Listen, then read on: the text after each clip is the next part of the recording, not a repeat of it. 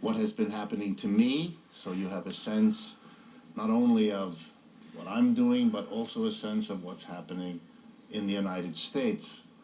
And I do this because I want you to feel better about this political approach you're going to get from me than you might already feel. So here's some indexes. I never did a radio program in my life before March of 2011. In March of 2011, WBAI, a Pacifica station in New York City, asked me, since I live in New York City, to do a radio program about the economic crisis. So I began a weekly program trying to explain what was going on from a critical perspective, which is the same perspective I've had pretty much most of my adult life, but which until recently was something I couldn't speak about very easily in most auditoriums or most settings, because my audience within a few minutes would become very uncomfortable, feeling as though I were doing something that might cause somebody to bite them or to take down their names or somehow make life difficult. And I could feel that. I've been a teacher all my life. You can feel it when your students are not happy with what they're getting. But I did the best I could. And then I did this radio program trying to explain it. And here I am, not even 4 years later. And the program is now on 42 stations across the United States, including Houston, Tampa, Denver, New York, Moscow, Idaho, Peoria, Illinois, Vancouver, and we just got this week Brighton in England. So something is going on that you should be thinking about, that would have happened, and I never spent 1 minute or one dime to make that happen. They all came to me because they want this kind of critical programming for their stations. Something is going on. About this trip, I speak here tonight. I just came on the airplane this afternoon. New York City, when I left it, was covered with ice at 22 degrees Fahrenheit. So my body is still reacting to the warmth here. So I speak here tonight. Tomorrow I speak at the Musicians Union Hall on Vine Street as a benefit for KPFK. The following night I do another benefit, but this one in Delhi Hall in Santa Ana. I leave Friday for the Bay Area, where I do 3 more talks. 2 in Berkeley, one for KPFA, the station up there, in the First Congregational Church of Berkeley, which is the largest auditorium the city has, where I've done this before. And then I end up in the Sonoma Community Center speaking to the folks in the wine country who've brought me up there. In each and every case, they brought me. I didn't solicit it. I didn't look for it. It is something that audiences want to hear. Okay? I do this twice a month. East, west, north, and south. If I had more time and didn't have 50 other things to do, I'd probably be traveling perpetually. I turn down 3 invitations for every one that I accept. I now bunch them together like the ones I'm doing here in California, because otherwise I couldn't see as many audiences in the trips as when I can bunch them together. So I am, for example, going up into Maine to do 2 or 3 universities there, Vermont, the Boston area, Denver, Minnesota. I can't keep them all straight. I now am an enterprise. You are not looking at a person, you're looking at an enterprise. It's called a 501c3, which means we are tax exempt under government law. It's called Democracy at Work, the name of our organization. I have 1 full-time and 5 part-time people that work with me, and that's just because there's no other way to get a radio program. I'm on television in New York City now also. We're moving into more and more television. It's enormous, and it's all fed by an enormous explosion of interest in this kind of analysis. And this is important, please, to understand, because you, like me, come out of a country that for 50 years of the Cold War and after was afraid to think or talk about these things in the way that I do. And now we can. For those 50 years, we had every right to say it was impossible. The media were against us, the government was against us, and people were afraid, and it was very hard for us to make headway. That's not the case anymore. And the irony is, if the left in the United States doesn't make enormous breakthroughs in the next period, it's on us, because we can now. I am the proof of that, and that's why I tell you about it. I am finding in every corner of the country. I'm going to Tampa. I don't mean to be critical of the folks in Tampa, but I'm going to Tampa because the radio station down there, which carries my program, WMNF, now thinks it can fill an auditorium with the people who want to hear this. And to make no mistake and to make it really clear, I am a critic of capitalism. I think the system is over. And that's very hard. It's hard for me, it's hard for you. I understand that. But not to look in the face of that reality and not to begin to think what it means, that would be silly. And because other people are afraid to think it or say it, is precisely why it's important that I do that. And that you just think about what it is I have to say. Last introduction. 2 weeks ago, in a small country, savaged by what we call austerity, country of Greece, something extraordinary happened. And I want to briefly make sure you all know what it was, because it's all about what is going to happen in the United States, too. May not come out the same way, but something like that is going on. It's already very advanced in the country of Spain, which is the likely next place where this is going to happen. But it's happening everywhere. What happened? Very important. For most of the last 30 or 40 years, Greece was governed by two political parties remarkably like the Republicans and Democrats. However, they had different names, because it's Europe.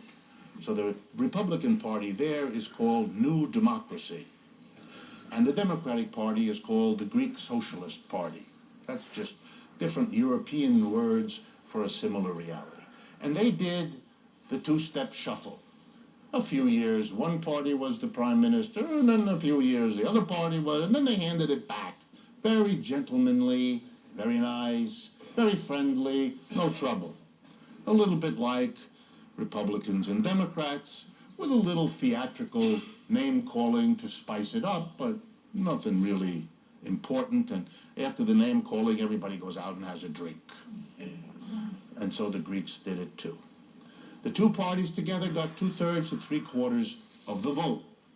Every election, the two parties got that proportion. They didn't get 100% because the Greeks, like most Europeans, have multiple political parties. They actually believe, backward people that they are, that one ought to have political choice. They want the freedom of choice of a lot of different parties to choose among. We here in America, of course, we know better. Two's enough. When we go to the supermarket, we want 47 brands of soup. We want a lot of choice in soup. But in political parties, two's enough. Two's enough. But who needs it? By the Europeans, being backward folks, they like a lot of parties. The Greeks always had a lot of parties. What happened 2 weeks ago is stunning. The two parties that used to be in charge together got 1/4 of the vote. The middle of Greek politics, the consensus for normality that had become the law, vanished. The Greek Socialist Party is not barely there. It shot itself in the foot. Greek socialism is set back for decades because they administered austerity like everybody else. And who took their place? The extremes. A right-wing party called Golden Dawn in that country, and a left-wing party called Syriza. But what is very interesting is that the vast bulk of the people in the middle who'd had it with their Republican and Democrats went to the left. And they voted in Syriza. Syriza got close to half the vote.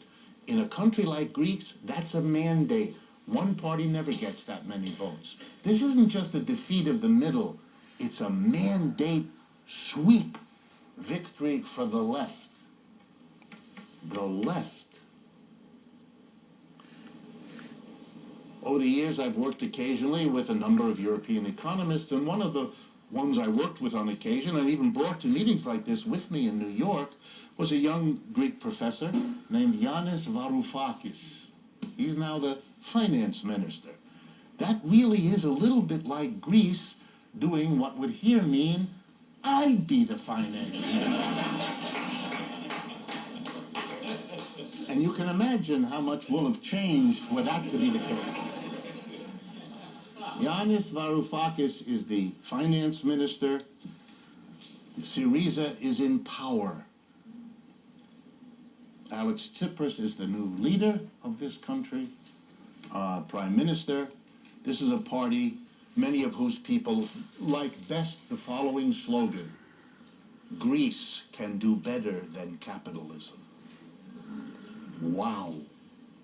We're not talking about a little fringe.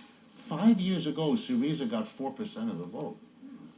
We're talking about a left-wing coalition. The word Syriza is a coalition of left-wing social movements and political groups. That's what it is.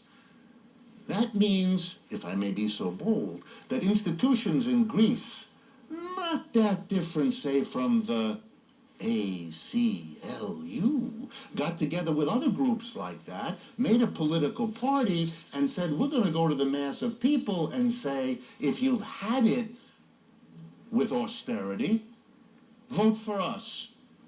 And an overwhelming population said, will do, and did.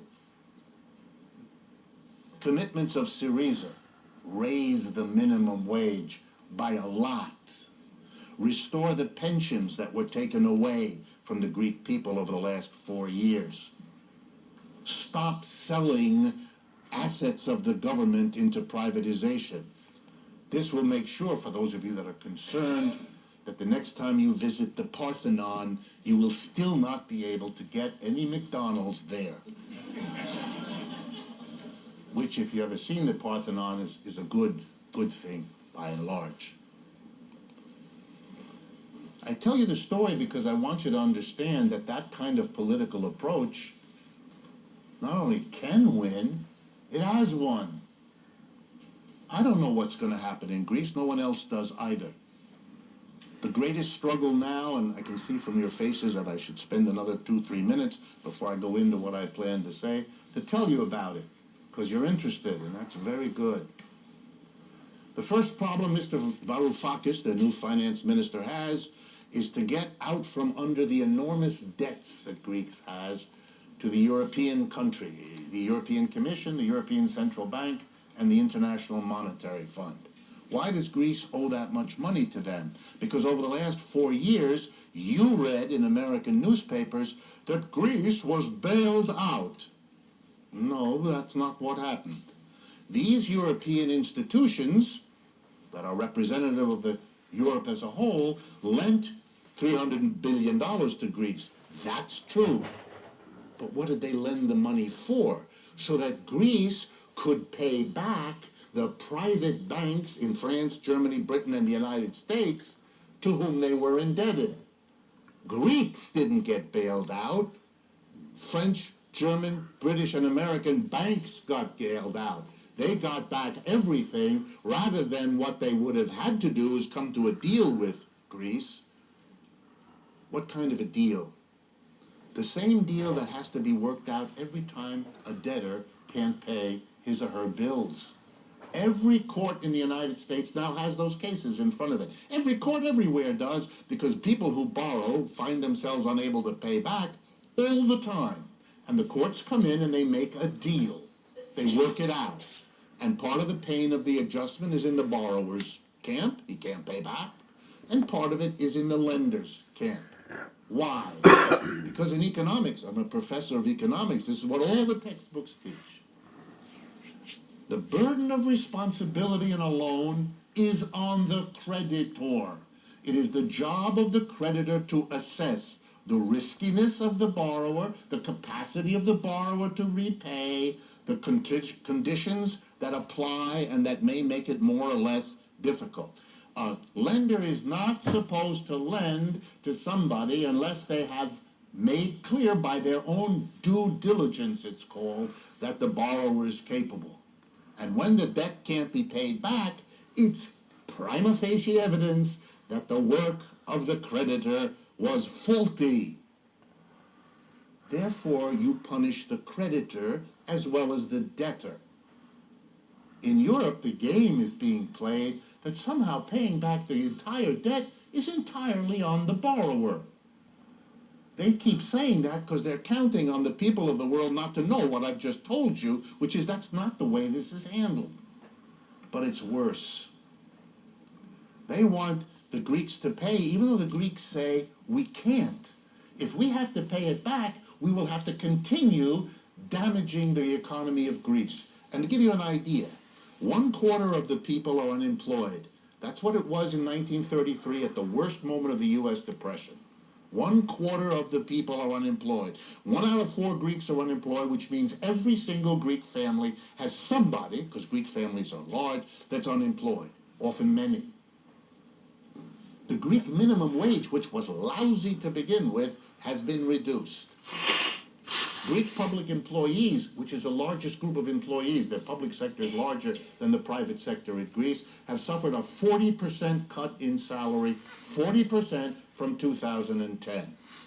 Their pensions have been cut, they had a national medical insurance, like all European countries, has been savaged. It is a country that has really been whacked around on a scale that we don't not yet know. Notice, please, the word yet. This will only get worse if we have to pay the debts. Because how does a country like Greece pay all these debts?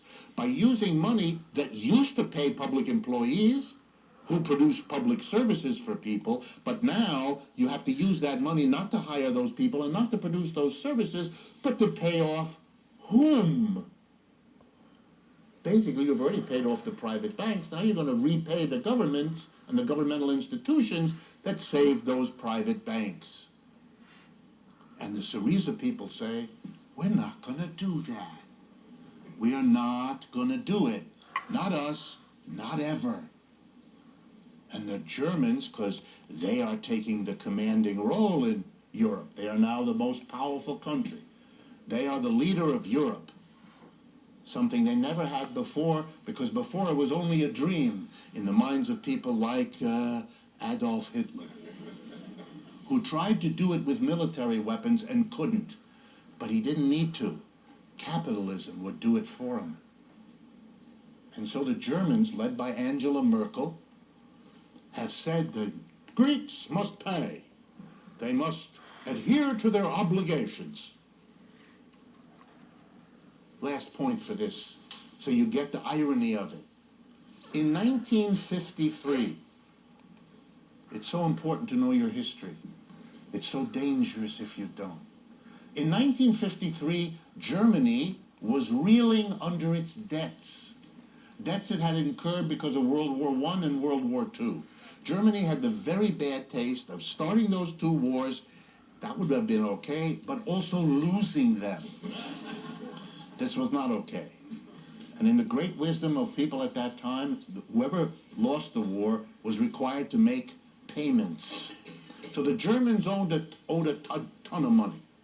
And in 1953, they went to their creditors, France, Britain, and the United States, both banks and the governments, and said, look, we can't rebuild from the war.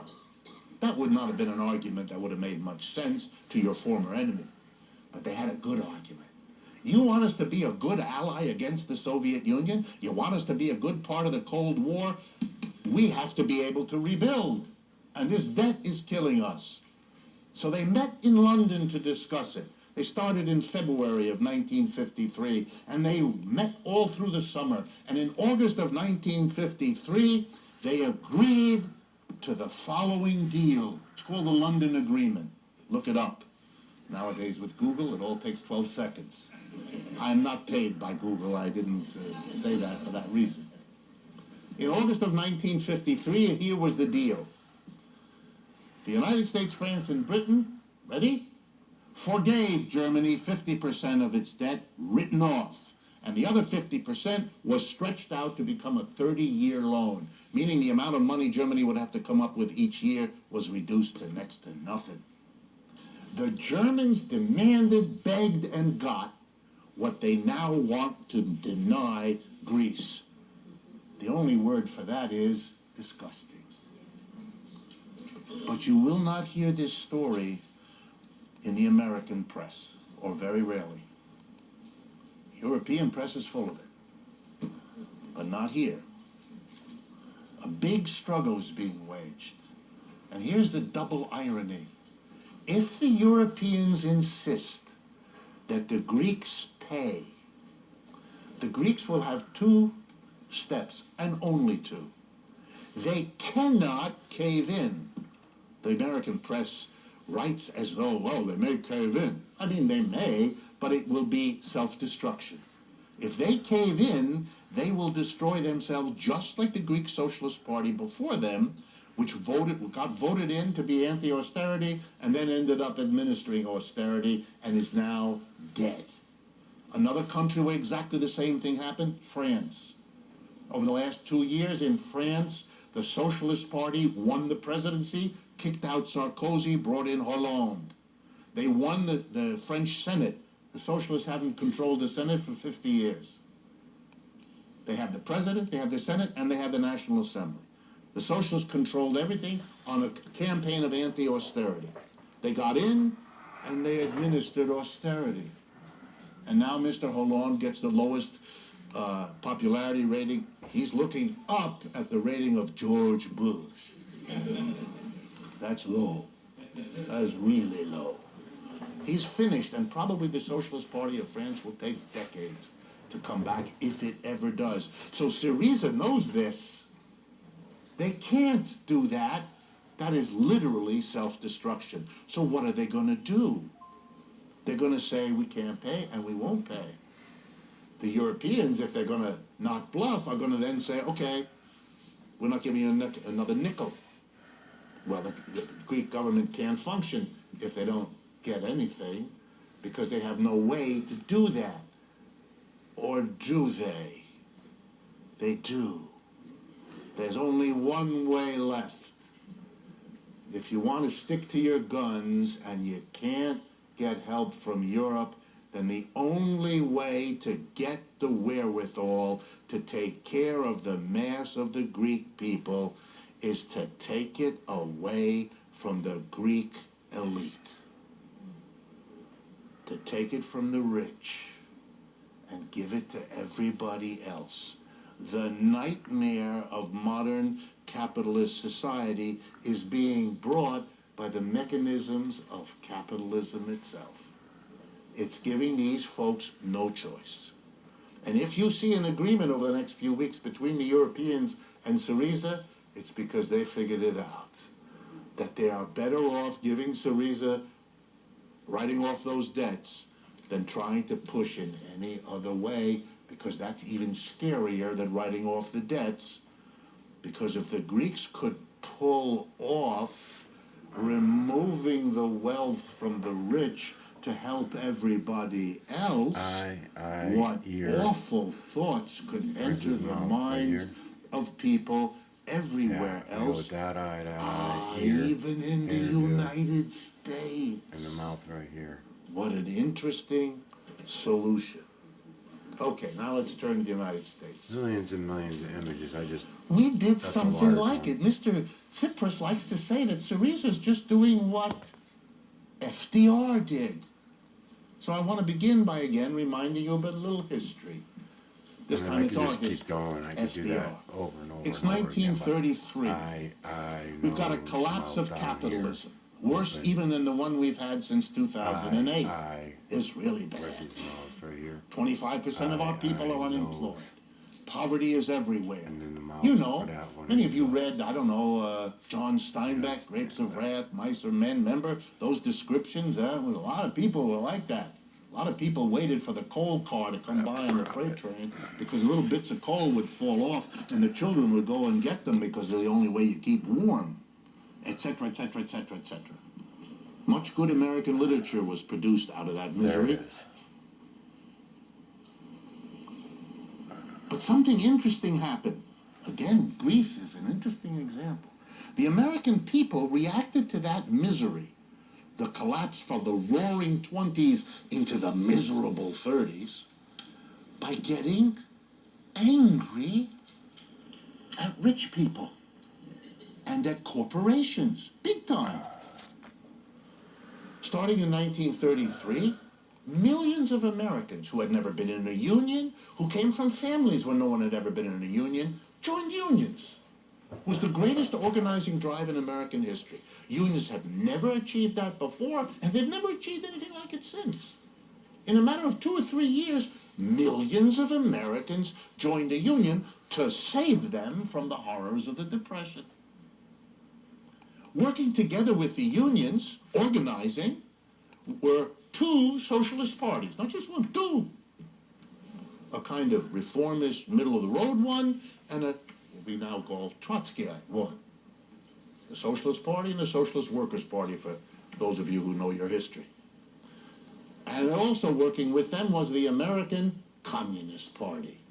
Big, powerful organizations, all of them. And the combination, wow. The communists, the socialists, and the CIO, it was called, the Movement to Organize Workers. That's where the AFL-CIO comes from, the CIO part. And they mobilized millions of Americans. And they went and talked with Roosevelt, and they had a conversation. Frank, they said, we here represent millions and millions of people. We like you, you're a Democrat, and compared to Republicans, we probably like any Democrat, but nonetheless, we like you, and we want to support you. But you've got to do something about the mass suffering of the American people. And we got to tell you in all honesty that if you don't, we got a lot of people who want to do here what those Russians did over in the Soviet Union. And this is 1933. The Soviet Revolution is a memory. It wasn't that long before that. And Roosevelt was a very smart politician. He knew they were not bluffing. They represented millions of people. They had done something that nobody expected them to do, organize all these industries. Go back, if you have a chance to go to a library and look at the cities across America that were scenes of worker demonstrations every day. Minneapolis and Philadelphia and Chicago and New York and Trenton and on and on and on. This was a scary time for business. So Roosevelt listened and he said, okay, I'm going to make you a deal. I'm going to go talk to the rich and the corporate leaders. Roosevelt knew them since he had gone to school with them, intermarried with them and all the rest. So these were friends of his. And I'll see what I can do. And he met with the businesses. And he said to the businesses, basically, I got to take care of all these poor people. And I advise you to help me, because the only way I can take care of them is if you give me the money. Because it's a depression. We don't have any money. Nobody's paying taxes. Everybody's unemployed. All the businesses are shut down. The government has no money, like today. So we have no money. The only way I can take care of the people is if you give me the money. And I advise you to do it. Because if you don't, those people are going to make sure you don't have any money to give me. It's going to be over. Half of them were not convinced at all. That's the forerunner of what we call today the Koch brothers. No, serious, that's where that comes from. The other half agreed with Roosevelt. They were scared. With half of the business community and the rich in his pocket, he went back to the coalition of the CIO, the socialists, and the communists, and he said, okay, I got a deal. We can do business. I am going to get money from the rich and the corporations, and I'm going to help you. I'm going to do it. But you've got to promise me something. Stop talking about revolution. Put that away. If you keep doing that, I can't make a deal. I can't get the rich and the... That's the deal. And they all agreed. The CIO bought it, the socialists bought it, and the communists bought it. They said they didn't, and not all of them agreed, but they bought it. And what did Roosevelt do? Now you can see why Mr. Tsipras in Syriza is paying attention.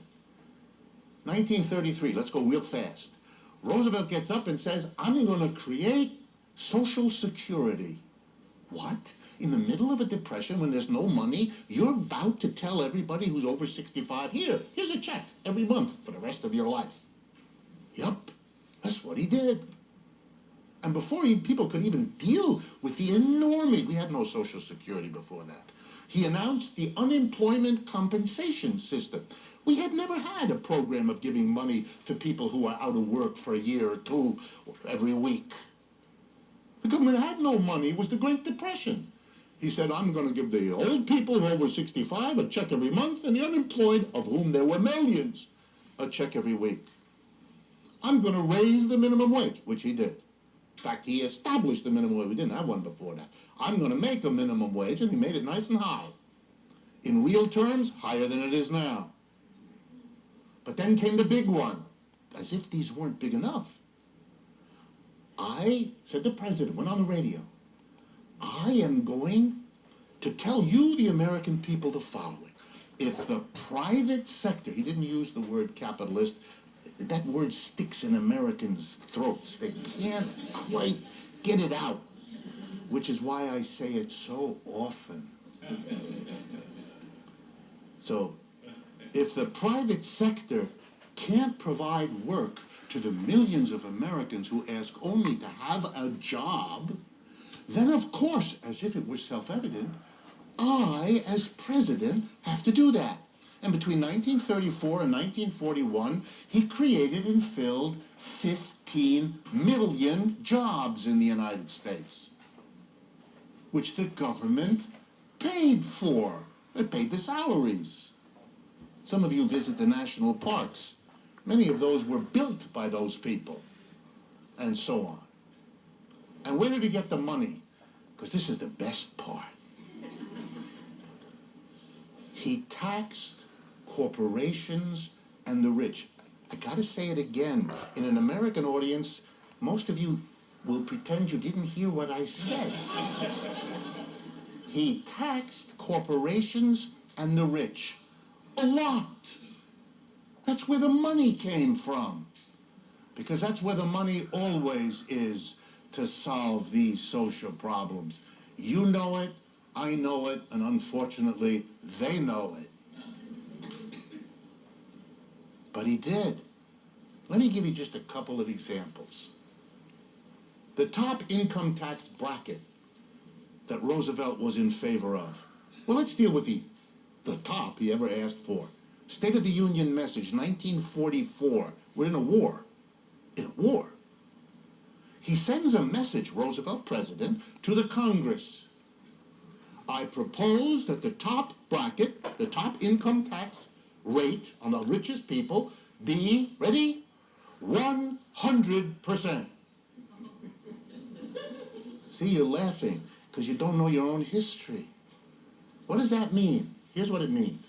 Every dollar over $25,000 a year, that was the cutoff then, that would be about $380,000, $390,000 a year now. Every dollar over $25,000 you get, and you don't get. We get it. 100%. We take every dollar. The president proposed a maximum income. That's what that means. The maximum income you get, 25. And if you get more than that, you ain't getting it. He sent the message. The Republicans, doing what the Republicans are supposed to, went ballistic. yelling, screaming, until a compromise was reached between the Republicans and the Democrats, which they then sent to the president, who signed it, making the top bracket in 1944 94%. Every dollar over 25 you got to keep 6 cents, and the other 94 cents went to the government of the United States. Republicans supported it, Democrats supported it. Even after Roosevelt died, for the next 20 years, the top bracket's within the 90%, 91, 92, and so on.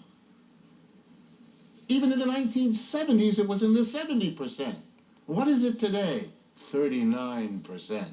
That's a tax cut. That's a tax cut no working class person could imagine, let alone enjoy. We taxed the rich. Here's another statistic for you. In 1945, end of the war, for every dollar in income tax that the federal government earned by taxing individuals, it got $1.50 in taxing corporations. So the total take from corporations was 50% more than the total take from individuals. Today, the same proportion, for every dollar taxed in individuals, the corporations pay 25 cents. That's where it is. Oh, that's a tax cut. That is a wonderful tax cut. Not for you, but for them. The last 50 years have been then what? Rolling back the tax on corporations and shifting it to individuals. And rolling back the tax on rich individuals and putting it instead on all of you. So on behalf of corporations and the rich, I want to say to all of you, thank you. Very kind of you. Wonderful. All Syriza wants to do is play this game again, but with a different outcome. They want to go the other way. They want to tax the rich, of whom there are many. Not so long ago, a widowed wife of an American president married into one of those Greek families, didn't she? And that was not only because he was stunningly beautiful, he wasn't. But as she once said to a reporter who asked her how could she marry such a person, he was so short, she said he looks much taller when he's standing on his money.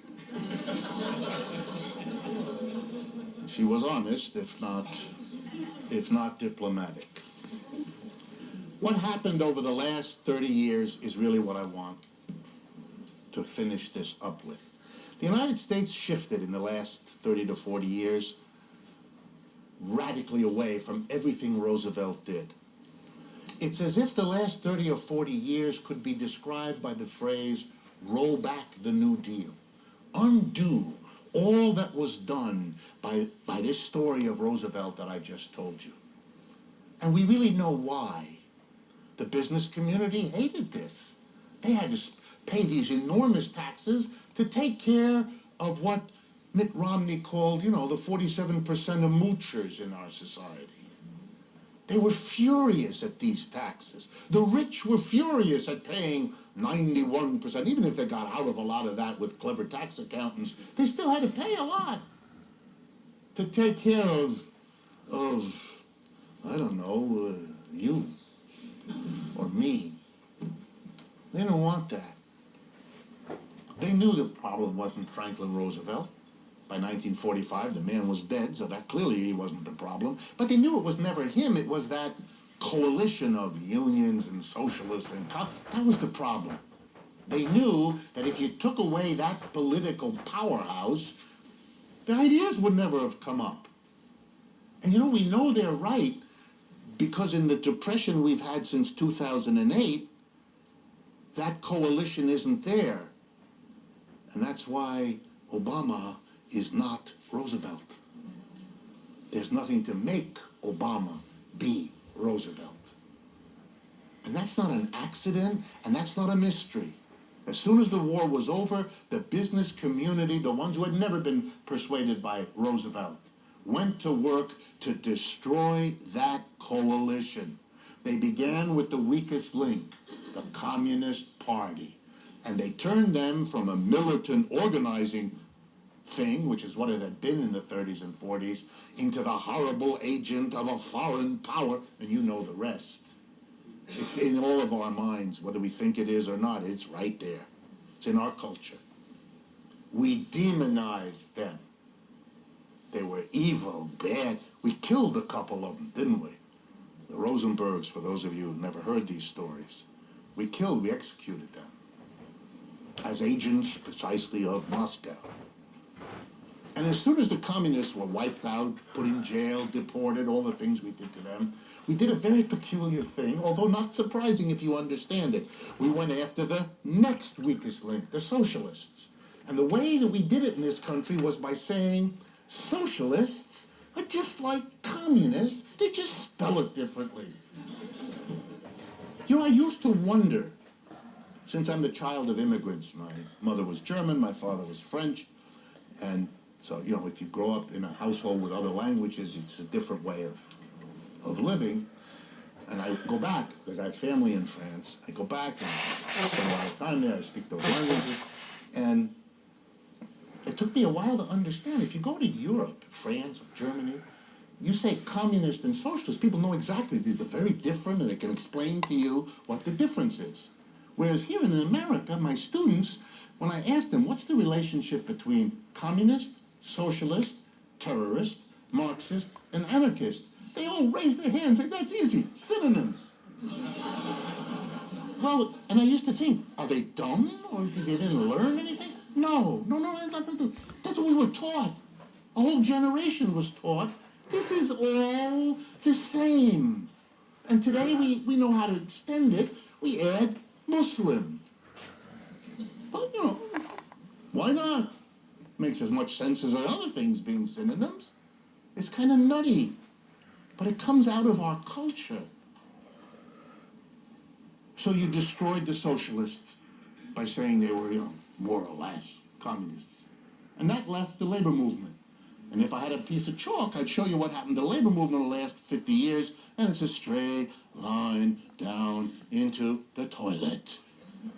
Today, the private sector, for those of you that do not know, in the private sector, which is the major part of our economy, the percentage of workers who are either members of a union or represented by a union is 6.7%. The other 93.3% of private sector workers are not represented by a union. So the next time you read a newspaper article that talks about our economy with big business over here and big labor, you're talking about someone who lives on another planet. Because that's make-believe. In their wildest dreams, the unions do not have that kind of power, and never did, but not now, after a 50-year uninterrupted decline. Bottom line, the unions are small and weak. We don't have a socialist party or parties worth the name, and our communist party, if it vaguely exists, has no influence. The coalition that brought the success in the 30s is gone, destroyed, and not by accident or inadvertence, but by intent. And that's why in this collapse of capitalism, the second in 75 years, we don't have anything like that. We've just gone through 7 years of really bad unemployment with no significant Republican or Democratic leader ever talking about public employment, which would be a way to solve the problem. What way? The way we used the last time. It's our history. It's like a collective amnesia. It's amazing. It's not that we debated it, bro. It's as if it never happened. It never happened. And taxing corporations and the rich, this is like, I don't know, attacking motherhood and apple pie. It's unthinkable. But it's our history. And by the way, when you suggest it to people, I've done this in Washington, to congressmen and women, the couple times they made the mistake of bringing me there, and they said, we can't do that, that'll be the end of our political careers. I loved explaining to them, the one president in American history who really went after the rich and taxed them, and really went after the corporations and taxed them, was reelected 4 times. No other president in American history ever came close to that. He's the most popular president we ever had. Let's see. The most popular president was the one who taxed corporations and the rich to give everybody Social Security, unemployment, and a government job. Hello? Mr. Obama is going out of office not with such a great reputation. I think that's fair to say. He might have done better trying the other direction, following the example of Mr. Roosevelt.